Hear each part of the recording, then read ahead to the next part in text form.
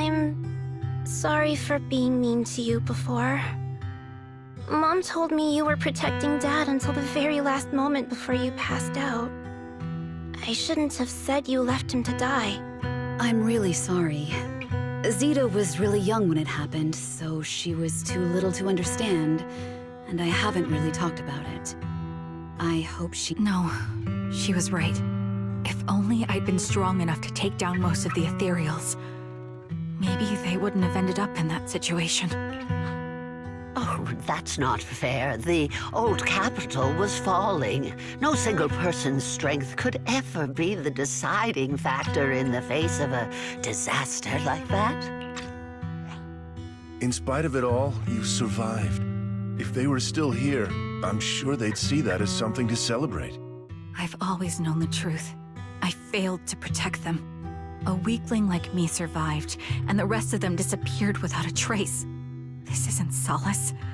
It's the worst possible outcome. That's something I can't face. I've never had the courage to tell you I couldn't protect your loved ones. All I can do is wander New Eridu, hoping to find some trace of them. Even after all this time, I still haven't accomplished anything. I'm sorry. You really don't know us at all. This isn't the worst possible outcome by any means. Styx, my husband, and all his comrades who lost their lives, each one of them left behind their own legacy. Just look all around you. Everyone standing before you is a legacy they protected that is carried on to this day. After my husband passed away, Zeta and I received survivor benefits. And with all the odd jobs I've been doing, we've managed to get to where we are today. Styx always wanted our daughter to study art, and Zeta's interested in it too. Now, that dream has become a reality. She just got accepted into the art school in Janus Quarter. Mom and I have our tough days, but I often think of Dad's cheerful laughter, and that memory gives me the strength to keep pushing through. One day, it'll all pay off, just like it has now. Thank you for always being by my husband's side, even at the very end. Well, I suppose you must have heard about my condition from my son. Ethel, Kakaitis used to tell me about you.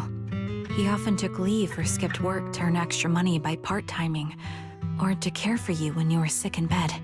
Yes, that's true, but I bet he never told you my illness became so bad that I needed major surgery, and he worked his tail off to raise the money. Who would have thought he would pass before me? I used the benefits from his death for the surgery, and that's the only reason I'm here today. In a way, his passing allowed my life to continue. Every time I think about it, I feel like I need to keep my body healthy and live a few more years. The sights I see, I believe he can sense them from somewhere far away. When I was too weak to take care of him, it was you and your comrades who stayed by his side. Thank you for everything that you've done for him. As for me, well, I'm currently working as a fashion designer. A fashion designer? Is that because of Acheron? It is. I'm sure you remember how much she loved beautiful things. She was always into fashion, so I decided to become part of that world. That way, she can always be with me. I admit I had no idea how fun fashion design could be until I actually gave it a shot. I wish I'd figured that out sooner. We would have had so much more to talk about. Anyway, I'm planning to start my own fashion brand next year. She used to say that after retiring from the army, she wanted to pursue fashion design. I really want to carry on her dream. It feels like my life's purpose. You know, she used to talk about you when she came home for the holidays. How your rivalry pushed her to keep improving. So, thank you. I'm proud of my sister, and I'm proud of you, too. As you can see, all of us have made it to this day, carrying the will of those we loved. So please don't say they left nothing behind. They've always been a part of every pain and joy we've experienced over the years. Please remember, everything and everyone in New Eridu is only here today because you all risked your lives in battle. Thank you. Thank you, everyone. It's been wonderful to hear about how you're all doing and to listen to these words. I'm so glad I decided to come here on Remembrance Day. Speaking of which, I wasn't expecting to see any of you. What brings you here today? I could ask you the same thing, Ethel. Last time I asked, you said you weren't coming. I only came because I suddenly got a DM from Nathan. He said he really wanted me to be. I'm here because of Nathan's message, too. He was pretty insistent, so I thought he'd be here. But I've been looking around for a while now. So it's the same for all of us. I responded to his message, but he never wrote back. Isn't that Sorry, but who's this Nathan you're talking? Nathan is Lethe's younger brother. Frankly, out of all of us, he's probably the one who wants to see you the most. He used to be part of the Defense Force himself, and... The day the old capital fell, his squad was responsible for supporting the forces that had already entered the Hollow, which included all of you. He's told us that story so many times. When they saw how bad things were in that Hollow, some of the reinforcements called off their plans and pulled back. He tried to stop them, but there was nothing he could do. He always blamed himself and wanted to find you to apologize. But the truth is, the reinforcements retreating was inevitable. Shortly after their retreat, headquarters issued the official order. We all lost someone in that disaster. And for a while, we resented the reinforcements for their decision. But over time, we came to understand it, and we eventually let it go. There was no avoiding casualties in that battle. In hindsight, it wasn't wrong for headquarters to prioritize saving their strength.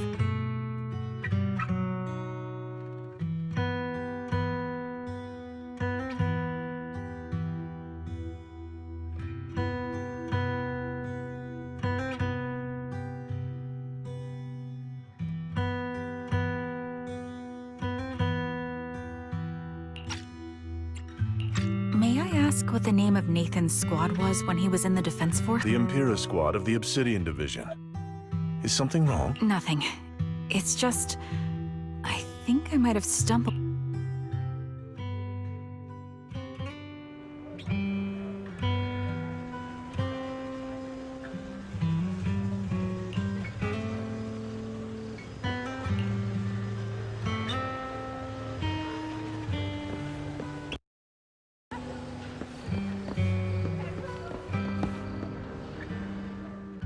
Is that Zoe on the...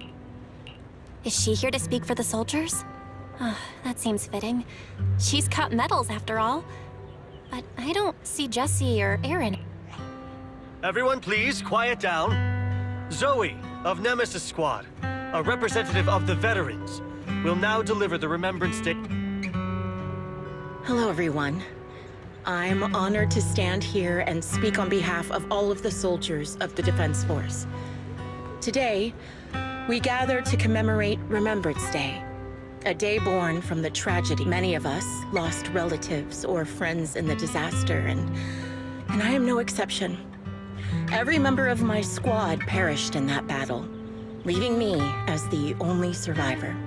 Losing the friends you cherish to the Hollow is a pain that never fades. It's a sorrow that will stay with us, now and forever. However, to the families of the fallen soldiers, hold your heads high with pride for your loved ones who gave their lives. They fought to the very last moment when the old capital fell. Death isn't the end, nor dishonor. It is their eternal medal. They gave their lives facing an unstoppable disaster, exchanging their sacrifice for the world we have today. In doing so, They fulfilled their duties as soldiers to perfection. Without the blood they spilled, Eridu would not have endured, and new Eridu would never have risen from the ashes. In honor of the wishes of the departed, look ahead, people of New Eridu. Our thoughts and remembrance of those who passed will be carried in every flicker of candlelight and in every bouquet of flowers.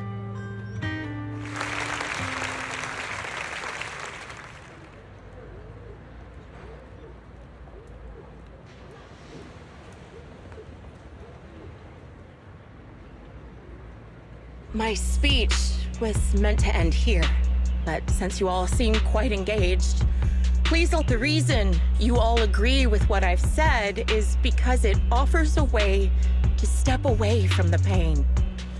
That's what the living do. They seek ways to ease the weight of others' deaths, so they can find this is the new Eridu of today.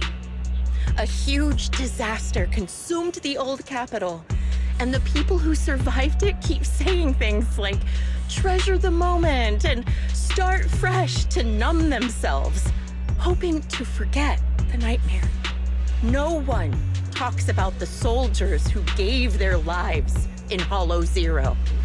No one asks why they had to die. The brave gave their lives battling the ethereal onslaught, while the weak. This is New Eridu. Built by weaklings. Its order founded upon your applause makes me realize you all accept this logic. Each of you had loved ones who sacrificed their lives in the fall of the old capital. And now, you're thankful that someone has encouraged you to move on from them. What meaning does the sacrifice of those who died have if you all choose to forget? Have you never thought about why your own loved ones had to die? And why no one is responsible? Miss Zoe, there's not much time. Open your eyes! I'm speaking to those who have lost loved ones! If death is the medal for the fallen, then pain is the cross the living must bear. If you fear its weight and run from the suffering, the soldiers will never find peace in there to tear the wound open once again, so you'll never forget the searing pain! That's the real... I don't agree. Charron, I didn't expect you to be here for Remembrance Day. How are things going with your search? Seems like you have something to say. Among the people standing here, there's a woman who raised her daughter with the survivor benefits left by her husband. Another who's been able to carry on with her life thanks to the final efforts of her child. And yet another who's found purpose because of the influence of his late... The will of the deceased lives on in every person here. The soldiers who died during the fall of the old capital fought for this. The future that their loved ones are making for themselves. The old me might have agreed with what you said, but someone taught me that pain and hardship can lead to hope. They helped me see that hope could be inherited, not just destroyed when life fades. That's why I believe the departed didn't leave us wounded or with a heavy cross to bear, but with a melody. Each of us holds a harmonica that plays the melody of life. At first, it may sound awkward, but it will eventually flow smoothly, taking on our own style, until it merges with our soul. You seem quite certain about what you're saying. Tell me then, what kind of melody is left behind by those we've lost?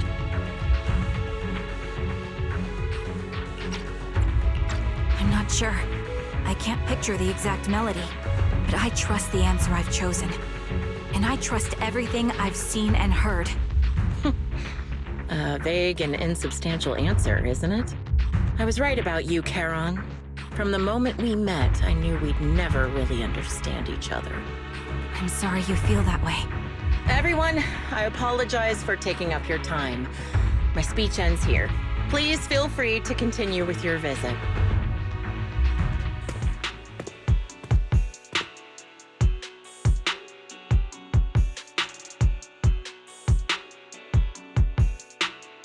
What do you think, Prox?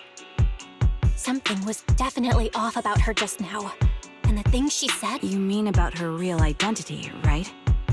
Looks like we're on the same... Shielded by her identity as a decorated soldier, She seemed pretty confident that we wouldn't confront her directly on military ground, like at the She arrived so brazenly and left without a care. If I'm right about this, she'll be trying to contact...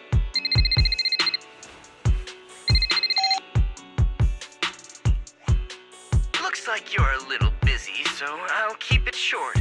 The client just sent me I'll send you the location shortly. It should be an entrance to the Hollow in Port Elpis. At this stage, I don't have any further requests. My only hope is that you'll proceed with caution. A location with a picture of the hostages. Looks like Grim Vulture is losing patience and wants to put an end to all this.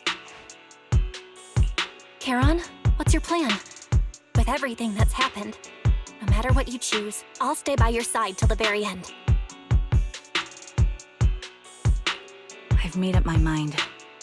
Proxy, please accept my official commission. Help me venture into the depths of the Hollow to rescue the client and any other hostages. It's time to put an end to this. It's up to me to stop Grim Vulture. Stop her from crushing everything in front of her with that heavy cross.